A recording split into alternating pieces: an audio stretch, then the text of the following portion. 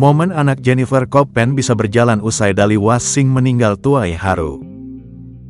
Jennifer Copen memamerkan momen putrinya, Kamariskay Wassing mulai bisa berjalan. Jennifer Copen seolah ingin menunjukkan perkembangan putrinya kepada mendiang suaminya, Dali Wassing yang baru saja meninggal.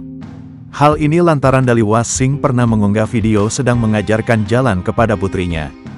Hal itu terlihat dari Instagram story-nya Jennifer Copen, Rabu, tanggal 24 Juli tahun 2024. Dalam unggahan itu terlihat Kamari melangkahkan kaki mungilnya sambil bertepuk tangan. Dalam keterangan unggahan itu, Jennifer Copen merasa terharu dengan perkembangan yang ditunjukkan oleh putrinya itu. "Sayang, Dali, lihat," tulis Jennifer Copen dengan emoji mata berkaca-kaca.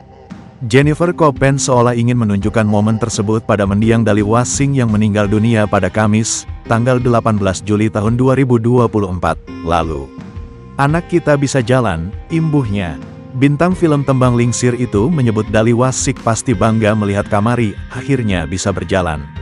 Di akhir unggahannya, Jennifer pun mengurai kerinduannya pada mendiang sang suami.